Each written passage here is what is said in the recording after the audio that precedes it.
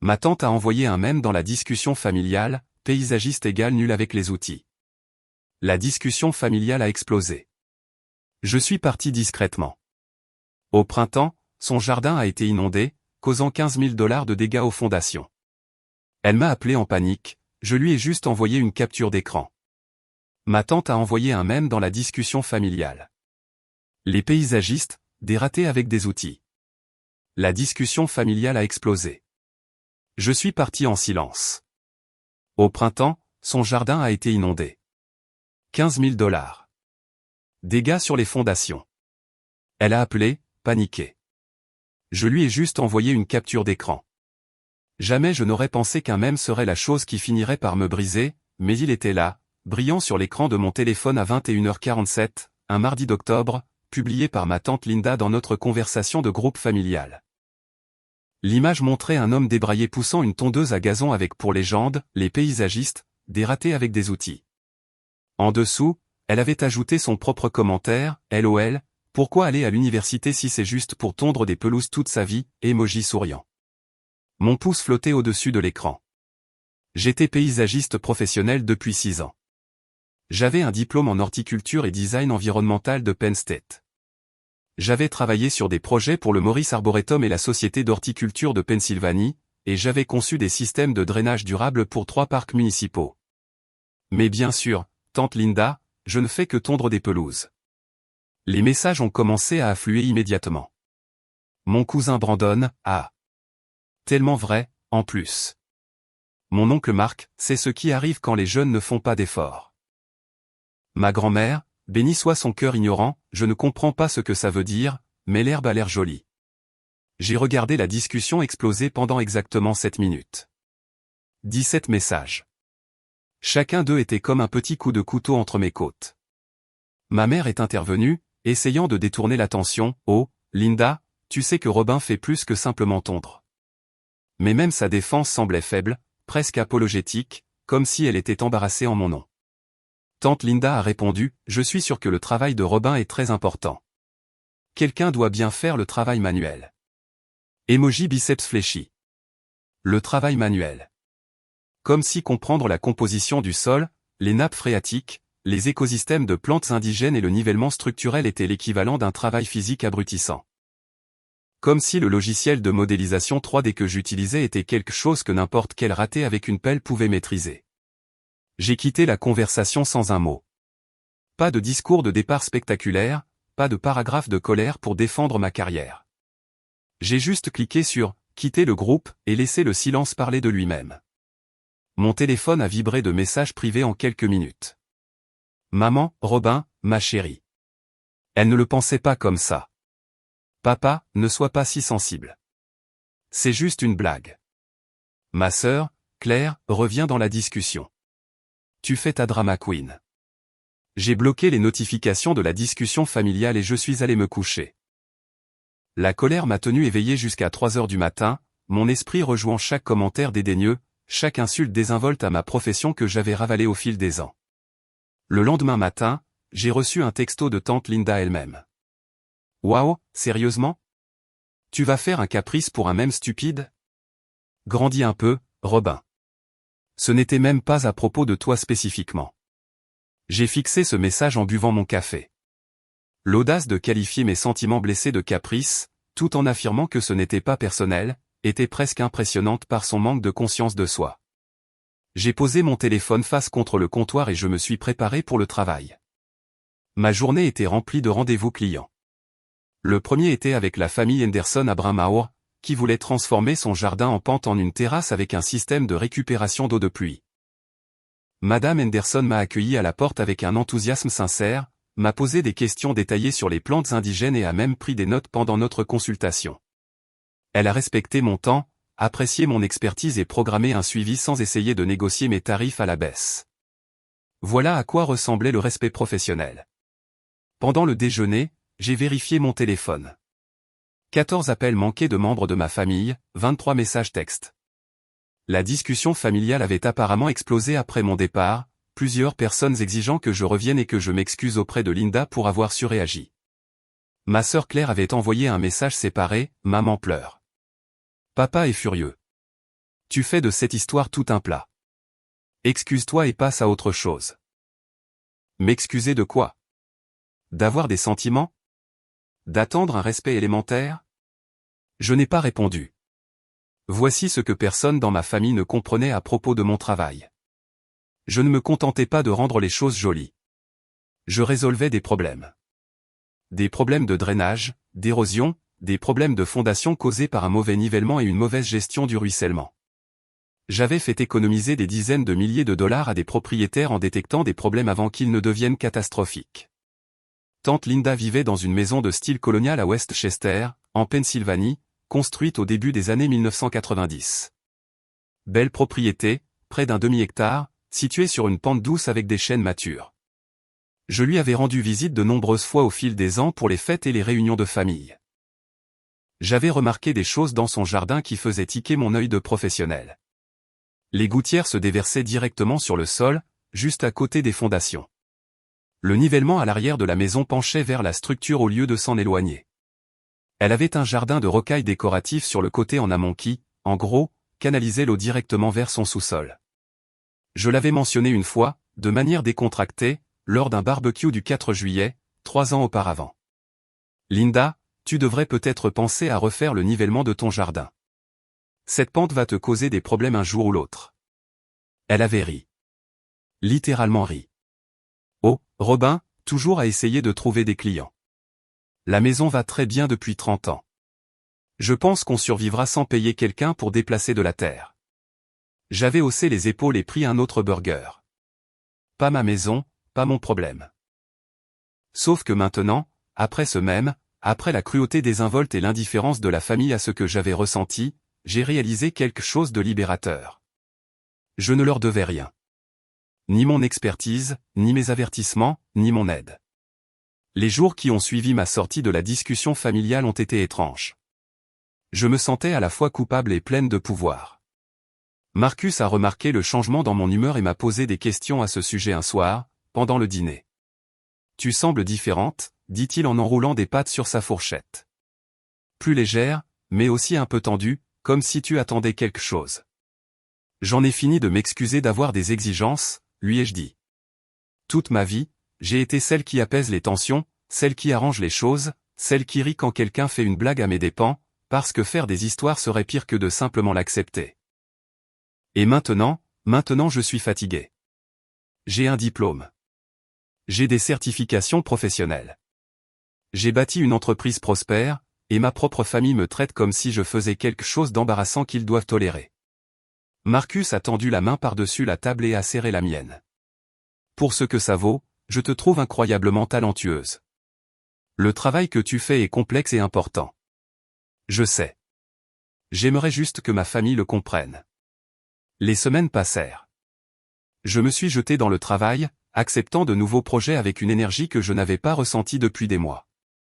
Il y avait quelque chose de libérateur à couper court aux drames familiaux. Fini les dîners du dimanche où oncle Marc demandait quand j'allais trouver un vrai travail. Fini les réunions de famille où tante Linda me présentait à ses amis comme notre Robin. Elle s'occupe de jardin. Mon entreprise a d'ailleurs prospéré durant cette période. Le bouche à oreille m'a amené de nouveaux clients qui appréciaient mon expertise. J'ai conçu un aménagement paysager durable pour une école primaire à Radnor, qui incluait un jardin pédagogique et un système de biorétention. La directrice m'a écrit un avis élogieux sur Google, mentionnant mes connaissances encyclopédiques et ma résolution de problèmes innovantes. J'ai fait une capture d'écran de cet avis et j'ai failli l'envoyer dans la discussion familiale, avant de me souvenir que j'en étais parti. L'envie de leur prouver ma valeur persistait encore, ce qui m'agaçait. Mi-novembre, ma mère s'est présentée à mon appartement sans prévenir. J'ai ouvert la porte pour la trouver là, avec un sac de courses rempli de boîtes Tupperware. Je t'ai apporté à dîner, dit-elle. Je peux entrer? Je me suis écarté. Marcus était à son match de basket hebdomadaire, donc l'appartement était calme. Maman a déballé des boîtes de son fameux gratin de poulet, des haricots verts et des petits pains faits maison sur mon comptoir de cuisine. Tu n'étais pas obligé de faire ça, dis-je. Tu me manques. Tu nous manques à tous. Linda ne me regrette pas. Elle est en colère contre moi. Maman a soupiré et s'est assise à ma petite table à manger. Linda est Linda. Elle ne réfléchit pas toujours avant de parler, mais ce n'est pas une mauvaise personne, Robin. Je n'ai jamais dit qu'elle était mauvaise. J'ai dit qu'elle était irrespectueuse. Ne peux-tu pas simplement lui pardonner? Ça fait plus d'1 mois. Maman, elle ne s'est jamais vraiment excusée auprès de moi. Elle a dit à tout le monde qu'elle ne comprenait pas pourquoi j'étais contrarié, mais elle n'a pas une seule fois pris contact pour dire « Je suis désolé de t'avoir blessé ». Ma mère a baissé les yeux sur ses mains. Elle est fière. Tu sais comment elle est. La fierté n'excuse pas la grossièreté. Et franchement, j'en ai marre d'être la personne qui doit plier, faire des compromis et pardonner juste pour que tout le monde soit à l'aise. Pourquoi ne demandes-tu pas à Linda de s'excuser? Pourquoi est-ce toujours à moi de passer à autre chose? Maman a eu l'air surprise, comme si cette perspective ne lui avait jamais traversé l'esprit. Parce que tu es la plus raisonnable. Tu es celle qui comprend. Donc, je suis puni pour ma maturité émotionnelle en devant tolérer le mauvais comportement de tout le monde? Ce n'est pas ce que je... Elle s'est arrêtée. Peut-être. Peut-être que c'est ce qui se passe. Nous sommes restés en silence un moment. Puis maman a dit, « Ton père pense que tu devrais juste venir à Thanksgiving. Faire comme si de rien n'était. » Absolument pas, Robin. Non, maman. Je ne vais pas m'asseoir à une table avec des gens qui pensent que ma carrière est une blague. Je ne vais pas découper la dinde pendant que l'oncle Marc fait des commentaires sur le travail manuel, et que Linda rit comme si ce n'était pas elle qui avait commencé tout ça. Je vaux mieux que ça. Les yeux de ma mère se sont remplis de larmes. Je ne veux pas que notre famille se déchire à cause de ça. Alors peut-être que Linda devrait s'excuser sincèrement auprès de moi. Pas par ton intermédiaire, ni celui de papa ou de Claire. Directement. Maman est partie 20 minutes plus tard, les boîtes Tupperware toujours sur mon comptoir. J'ai mangé le gratin de poulet pour le dîner et j'ai essayé de ne pas me sentir coupable en pensant à l'expression sur son visage en partant. Thanksgiving est arrivé, puis est passé. La famille de Marcus à Pittsburgh m'a accueilli à bras ouverts. Sa mère a complimenté mon travail lorsque le sujet est venu naturellement dans la conversation, posant des questions intelligentes sur l'aménagement paysager durable. Son père a parlé des problèmes de drainage qu'ils avaient eus dans leur ancienne maison et du coût exorbitant des réparations. Personne n'a ri. Personne n'a appelé ça « s'occuper du jardin ». J'ai réalisé avec une clarté saisissante que j'avais accepté des miettes de ma propre famille, alors que celle de Marcus m'offrait un repas complet de respect et d'intérêt. Décembre a apporté les premières chutes de neige sérieuses. Mon travail a ralenti, comme toujours en hiver, passant des projets d'installation active au travail de conception et à la planification pour le printemps. J'ai passé de longues journées devant mon ordinateur à rédiger des propositions et à créer des rendus 3D pour les clients. Noël a été plus difficile à éviter. Mes parents ont appelé ensemble, sur haut-parleur. Tous deux me suppliant de venir au dîner de famille. Tout le monde sera là, a dit papa. C'est Noël, Robin. La famille est censée être ensemble à Noël. Est-ce que Linda s'excusera? Silence. Puis maman, nous ne lui avons pas demandé. Alors je passe Noël avec Marcus. Nous allons dans le Vermont. Tu es têtu, a dit papa, sa voix tranchante. Je fais preuve de respect pour moi-même, ai-je corrigé. Il y a une différence. L'appel s'est mal terminé, avec des sentiments blessés des deux côtés, mais je n'ai pas cédé. Marcus et moi sommes allés dans le Vermont, avons séjourné dans une auberge confortable et avons passé le matin de Noël à faire du ski. Ce furent les meilleures vacances que j'ai jamais passées. Mon entreprise a continué à prospérer. En janvier, j'ai fait l'objet d'un article dans un magazine local sur les pratiques d'aménagement paysager durable. L'article comprenait des photos de 3 de mes projets et me citait abondamment sur l'importance d'une bonne gestion de l'eau dans les paysages résidentiels. J'ai publié l'article sur mes comptes de médias sociaux professionnels. En 1 heure, 5 anciens clients l'avaient partagé. En une journée, j'avais 3 nouvelles demandes de consultation. Cette reconnaissance m'a fait du bien, d'une manière que l'approbation familiale n'avait jamais réussi à faire, car elle était basée sur mon travail réel, pas sur des gens qui décidaient de tolérer ma présence. Février fut froid et calme. J'ai appris par Claire que Linda avait demandé de mes nouvelles lors d'un dîner de famille, se demandant si j'avais fini d'être en colère. La formulation m'a fait rire, comme si ma prise de position n'était qu'une phase, comme si me défendre était quelque chose dont je finirais par me lasser et abandonner. Dis-lui que je ne suis pas en colère, ai-je dit à Claire au téléphone. J'en ai juste fini d'accepter le manque de respect. Elle pense que tu fais ta drama queen. Bien sûr qu'elle le pense, parce que reconnaître qu'elle m'a blessé l'obligerait à se sentir mal à propos de ses actions, et c'est inconfortable. Claire a soupiré. Je suis coincé au milieu, Robin. Vous ne pouvez pas simplement régler ça toutes les deux. Il n'y a rien à régler. Linda peut penser ce qu'elle veut des paysagistes. Elle peut poster le même qu'elle veut. Et je peux choisir de ne pas avoir de relation avec quelqu'un qui se moque de ma profession. Chacun obtient ce qu'il veut. Sauf que vous êtes toutes les deux malheureuses. Je ne suis pas malheureuse. En fait, je vais très bien. Et c'était vrai. Les affaires marchaient bien. Ma relation avec Marcus était solide. J'avais commencé un cours de poterie le jeudi soir et m'étais fait de nouveaux amis. Éliminer les drames familiaux avait libéré une bande passante émotionnelle que je ne réalisais pas que je gaspillais. Mars est arrivé avec la promesse du printemps. La neige a fondu. Le sol a commencé à dégeler. Mon téléphone a recommencé à sonner avec des clients prêts à démarrer leur projet de printemps. Octobre est devenu novembre. Thanksgiving est arrivé et j'ai dit à mes parents que je le passais avec la famille de mon petit ami Marcus à Pittsburgh. C'était vrai, mais le soulagement de ne pas avoir à affronter tante Linda était le vrai cadeau. À Noël, je me suis porté volontaire pour travailler dans un refuge du centre-ville. Au Nouvel An, Marcus et moi sommes allés dans le Vermont. Je n'ai assisté à aucune réunion de famille pendant 6 mois. Ma mère me faisait culpabiliser chaque semaine. Linda demande de tes nouvelles. Elle veut s'excuser. Mais aucune excuse n'est jamais venue directement, seulement des messages indirects, ce qui semblait en quelque sorte pire que rien. L'hiver a été rude cette année-là. La Pennsylvanie a été ensevelie sous la neige de janvier à mars. Puis le printemps est arrivé en force. Avril a apporté la pluie, beaucoup de pluie, le genre de pluie qui transforme les jardins en marécages et expose chaque défaut du système de drainage d'une propriété. J'étais dans mon bureau un mercredi après-midi de fin avril, en train d'examiner les plans d'un projet commercial, quand mon téléphone a sonné. Tante Linda. J'ai fixé son nom sur l'écran, hésitant à laisser l'appel aller sur la messagerie vocale. La curiosité l'a emporté. Allô? Robin. Oh, Dieu merci, tu as répondu. Sa voix était stridente de panique. J'ai besoin de ton aide.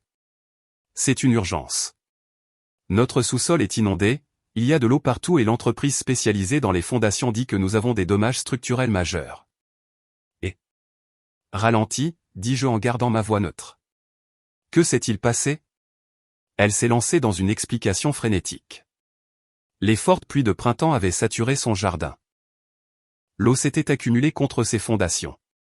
Son sous-sol avait été inondé de 15 cm d'eau.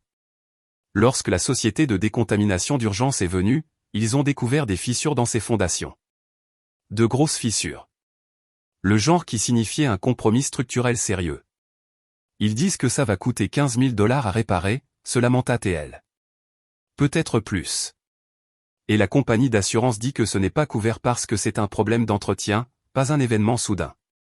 Robin, tu t'y connais dans ce domaine. Peux-tu venir jeter un œil, s'il te plaît? Je suis désespéré. Je me suis penché en arrière dans mon fauteuil. Par la fenêtre de mon bureau, je pouvais voir la rivière Schuylkill, calme et belle dans la lumière de l'après-midi. C'est terrible, Linda, dis-je.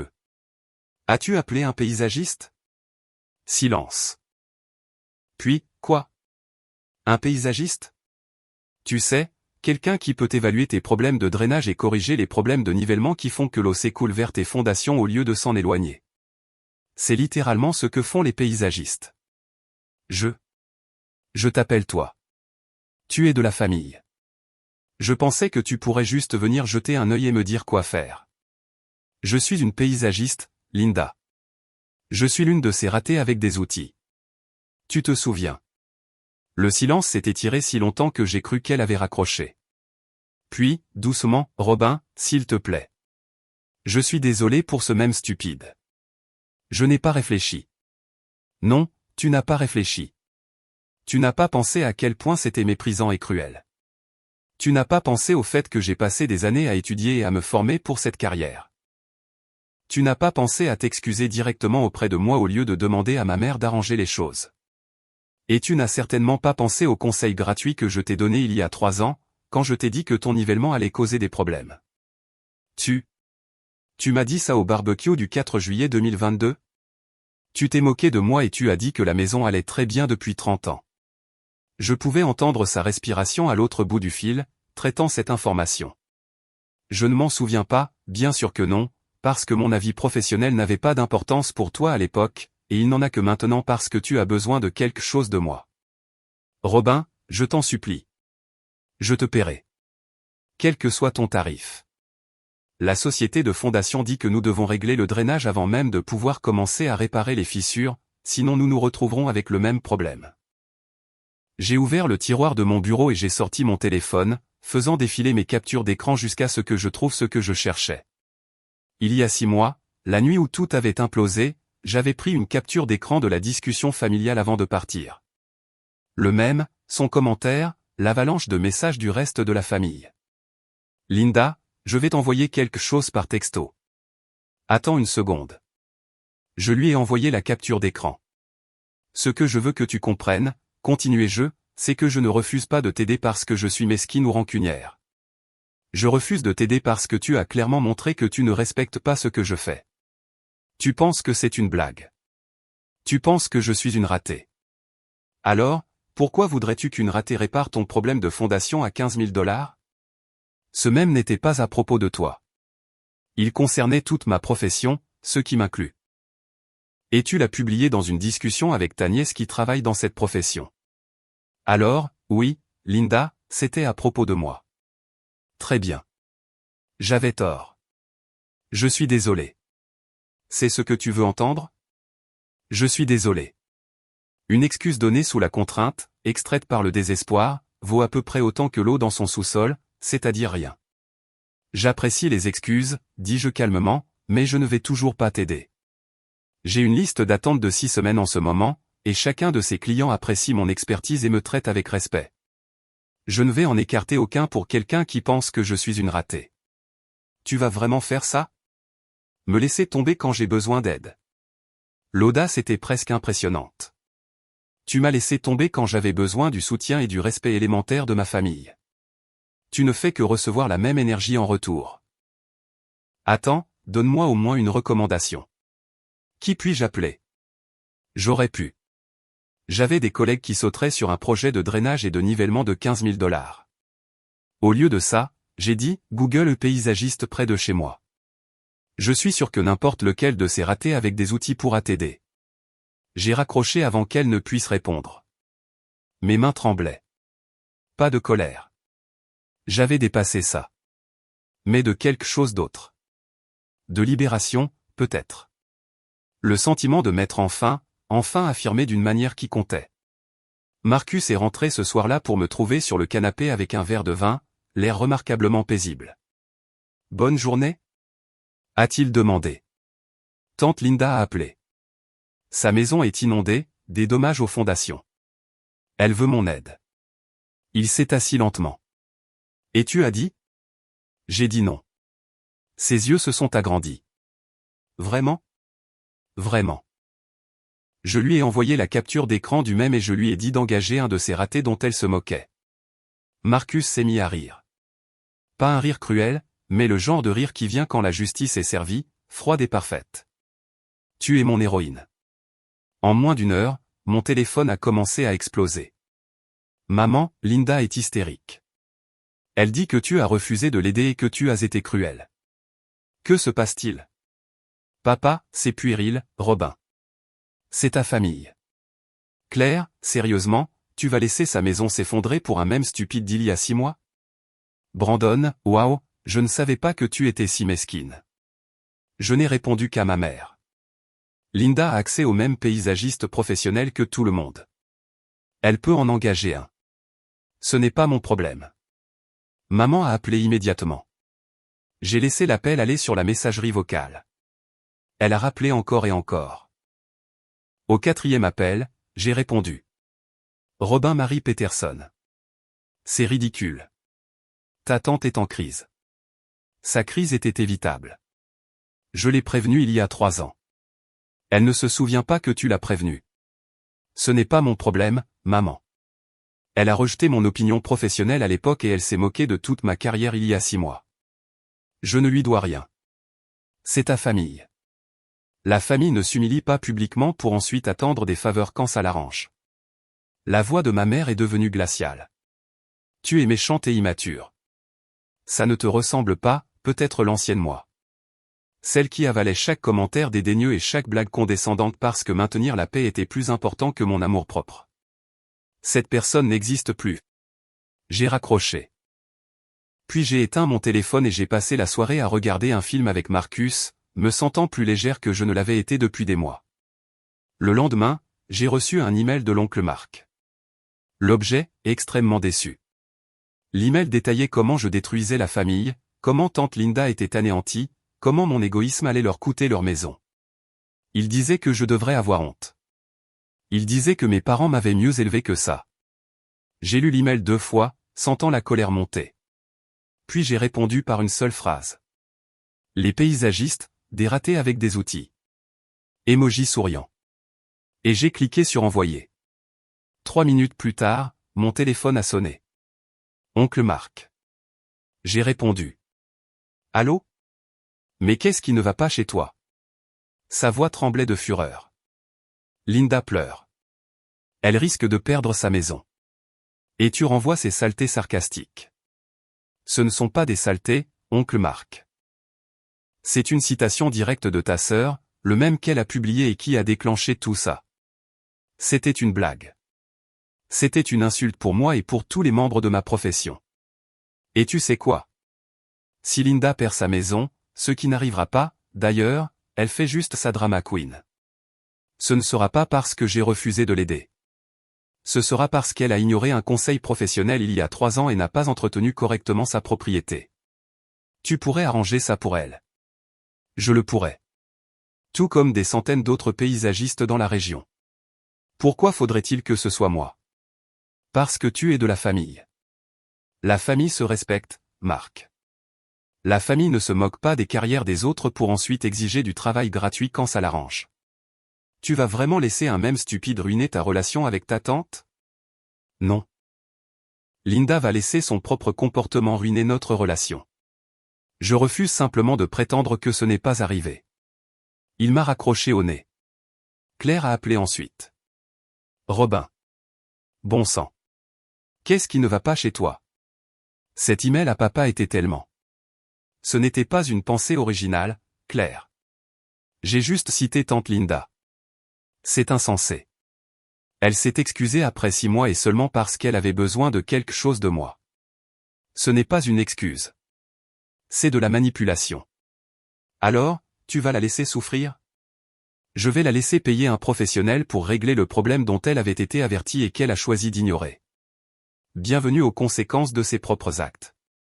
Claire m'a raccroché au nez. Je commençais à en avoir vraiment marre que les gens me raccrochent au nez.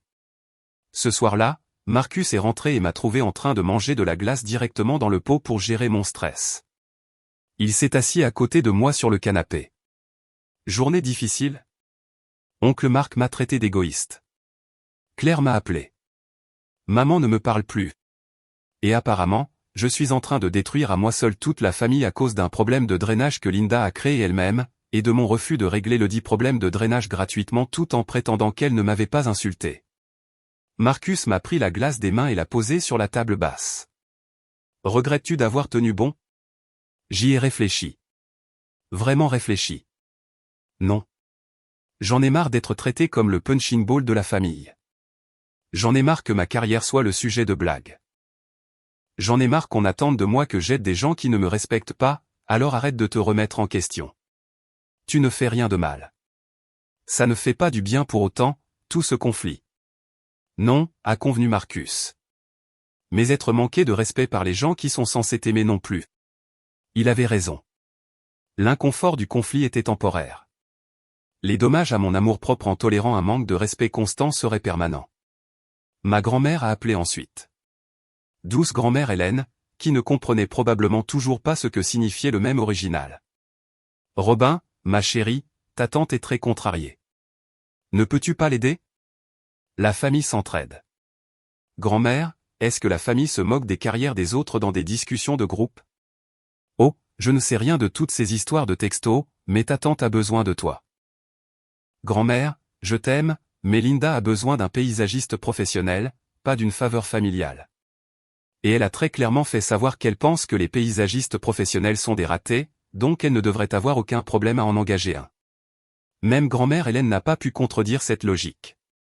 Une semaine s'est écoulée. Mon téléphone est resté plutôt silencieux, ce qui était une forme de paix en soi. J'ai appris par ma sœur, qui me parlait encore à peine, que tante Linda avait engagé une entreprise de paysagisme. Ils lui ont fait un devis de 8 000 $ pour le nivellement, l'installation d'un drainage approprié et l'ajout d'un drain français. Combiné aux réparations des fondations, elle en avait pour 23 000 $ au total. Je n'ai ressenti aucune sympathie. Marcus m'a demandé un soir si je me sentais coupable. Nous préparions le dîner ensemble, coupant des légumes pour un sauté. Pas le moins du monde, dis-je en hachant de l'ail. Devrais-je? Non, je suis juste surpris. Ta famille te fait vraiment culpabiliser. Ils sont doués pour ça. Mais voici le truc. Si j'avais cédé et que je l'avais aidé gratuitement ou pour pas cher, parce que c'est de la famille, qu'est-ce que ça lui aurait appris? Qu'elle peut me manquer de respect sans aucune conséquence, tant qu'elle pleure assez fort quand elle a besoin de quelque chose. Argument valable. En plus, elle a littéralement eu des années pour régler ça. Je l'ai prévenue. Elle s'est moquée de moi. Puis elle a publiquement ridiculisé ma profession. À quel moment son urgence devient-elle ma responsabilité? Marcus m'a embrassé sur le front. Je suis fier de toi. Cette nuit-là, je n'ai pas réussi à dormir. Je rejouais sans cesse la conversation avec Linda, me demandant si j'avais été trop dur. À 2 heures du matin, je me suis levé et j'ai fait du thé, assise à la table de la cuisine dans le noir. La vérité, c'est que j'avais passé toute ma vie d'adulte à essayer de faire mes preuves auprès de ma famille, à leur montrer que mon choix de carrière n'était pas une erreur, que j'avais du succès, que je méritais le respect. Et ça n'avait jamais été suffisant. Le même de Linda n'avait été que la goutte d'eau qui faisait déborder le vase des petites rebuffades et du manque de respect désinvolte qui s'était accumulé au fil des ans.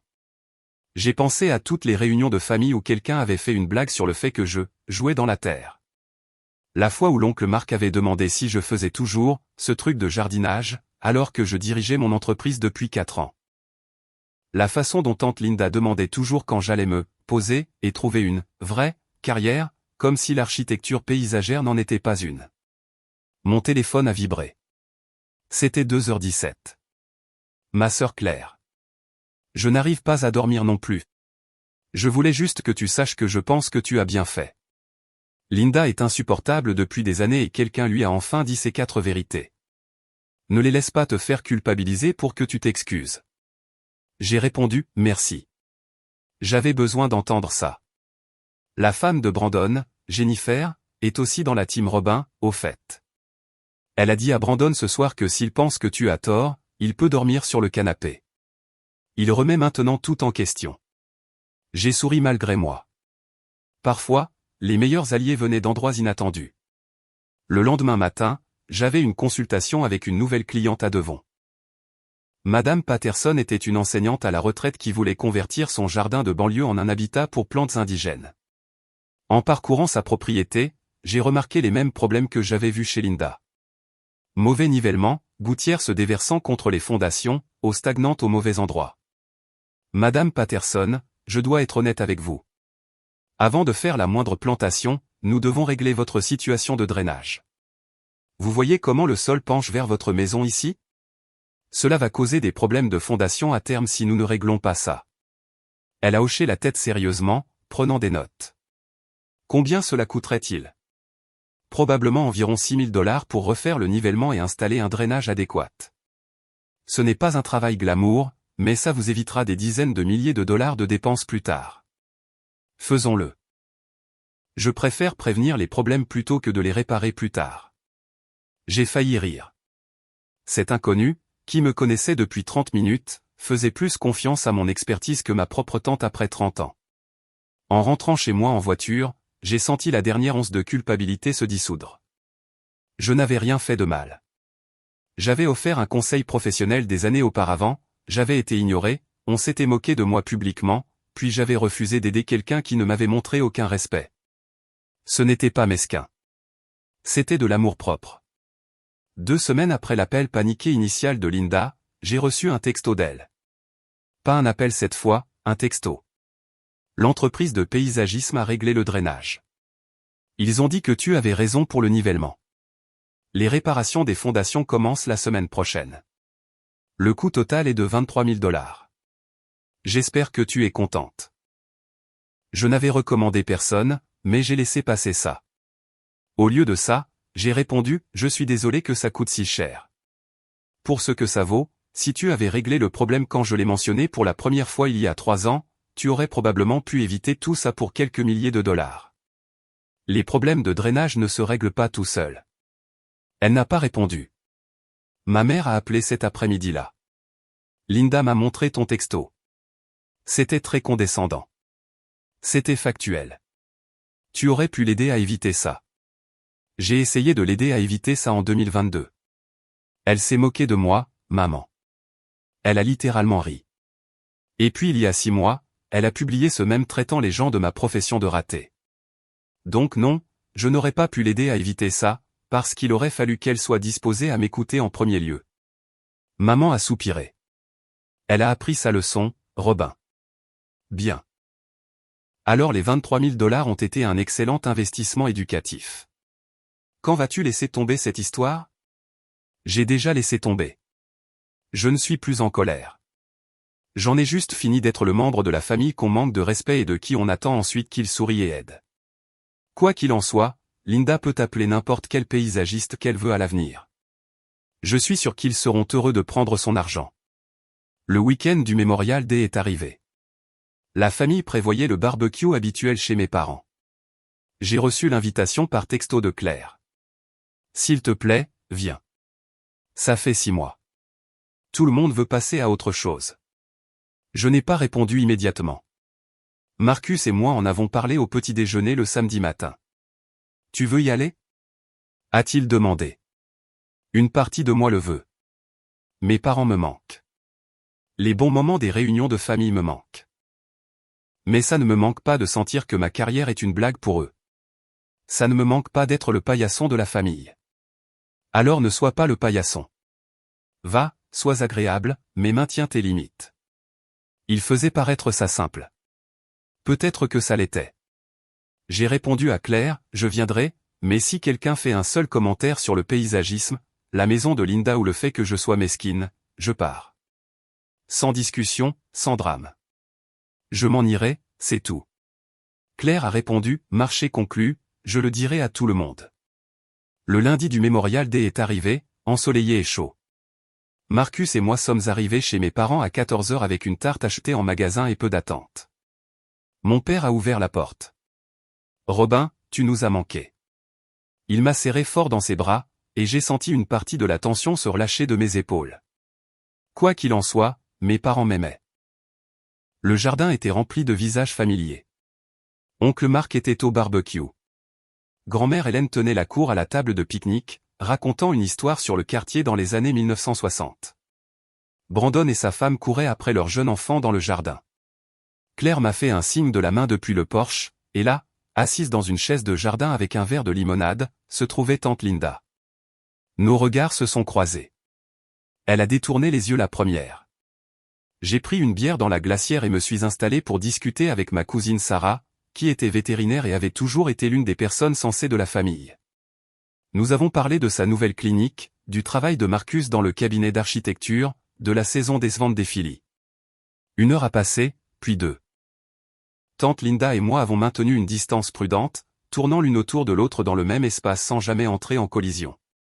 Finalement, alors que le soleil commençait à descendre et que les gens s'installaient dans un contentement post-repas, ma mère s'est approchée de moi. « Est-ce que toi et Linda pouvez parler? S'il te plaît, juste pour crever l'abcès. » J'ai regardé Marcus. Il m'a serré la main. Je serai juste là. Je me suis dirigé vers l'endroit où tante Linda était assise. Elle a levé les yeux vers moi, son expression gardée. « On peut parler ?» ai-je demandé. Elle a hoché la tête. Nous avons marché jusqu'au coin le plus éloigné du jardin, loin de tout le monde. Pendant un long moment, aucune de nous n'a parlé. Finalement, Linda a dit, je suis vraiment désolé pour le même. Je n'ai pas pensé à quel point ça te blesserait. C'est ça le problème, Linda. Tu n'as pas pensé. Tu as juste supposé que mon travail était quelque chose que n'importe qui pouvait faire, quelque chose qui ne nécessitait pas de réelle compétence ou intelligence. Et quand j'ai essayé de te prévenir de ton problème de drainage il y a des années, tu m'as ignoré parce que tu ne prenais pas mon expertise au sérieux. Tu as raison. J'avais tort. Elle a baissé les yeux sur ses mains. L'entreprise de paysagisme qui a réparé mon jardin. Le type qui dirigeait le projet a une maîtrise en génie de l'environnement. Il m'a montré tous ses diagrammes et calculs sur le débit de l'eau et la saturation du sol. Je n'avais aucune idée que c'était si compliqué. C'est compliqué. C'est pour ça que c'est une vraie profession. Je le sais maintenant. Ça m'a coûté 23 500 $ pour l'apprendre, mais je le sais maintenant. J'ai presque souri. Presque. Je n'ai pas pris plaisir à voir ta maison inondée, Linda. Je ne pouvais simplement pas être la personne qui laissait tout tomber pour te sauver après que tu aies clairement montré que tu ne me respectais pas, je comprends. Et je ne demande pas que nous revenions à ce que nous étions avant. Je veux juste que tu saches que je comprends maintenant. Tu avais raison. J'avais tort et je suis désolé. Cette excuse semblait différente, plus calme, plus sincère. Pas extraite par la panique, mais offerte après réflexion. Merci, dis-je. J'apprécie. Est-ce que ça va entre nous? J'ai réfléchi à la question. Est-ce que ça allait? Serions-nous un jour aussi proches qu'avant? Probablement pas. Mais pouvions-nous coexister lors des réunions de famille sans hostilité? Peut-être. On y arrive, dis-je finalement. Mais Linda, si jamais tu dénigres ma carrière ou que tu te moques de ce que je fais à nouveau, je ne te donnerai pas de seconde chance. J'en aurai juste fini. C'est juste. Nous sommes retournés vers le groupe ensemble, pas bras dessus bras dessous, pas comme les meilleurs amis, mais comme deux personnes qui avaient conclu une trêve. Marcus a haussé les sourcils vers moi de manière interrogative. J'ai légèrement hoché la tête. Ça allait. Le reste de l'après-midi s'est déroulé paisiblement. Alors que la fête touchait à sa fin et que les gens commençaient à partir, oncle Marc s'est approché de moi.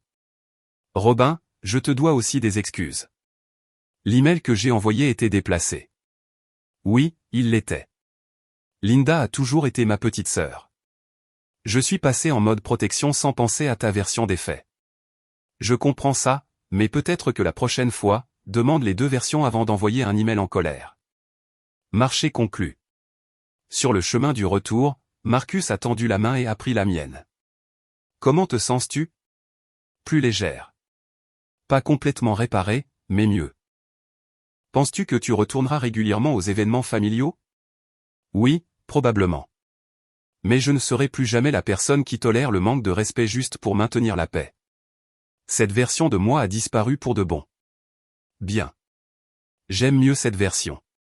En juin, j'ai reçu un colis à mon bureau. À l'intérieur se trouvait une photo encadrée du jardin de tante Linda, aménagé par des professionnels avec un nouveau système de drainage, une pelouse verte et luxuriante, et de magnifiques plantations indigènes. Une note était jointe. Merci d'avoir eu raison, même quand je ne voulais pas écouter. Le jardin est magnifique. Linda. Je l'ai accroché dans mon bureau, non pas comme un trophée, mais comme un rappel. Un rappel que mon expertise a de la valeur, que je ne dois mes compétences professionnelles gratuitement à personne, surtout pas aux gens qui ne les respectent pas. Que les limites ne sont pas méchantes, elles sont nécessaires. Mon téléphone a vibré. Un texto de maman. Dîner de famille ce dimanche. Ton père fait ses fameuses côtes levées. J'ai souri et j'ai répondu, nous serons là. Parce que c'est ça, le truc avec les limites. Elle ne signifie pas couper les gens de sa vie pour toujours. Elle signifie apprendre aux gens comment vous traiter.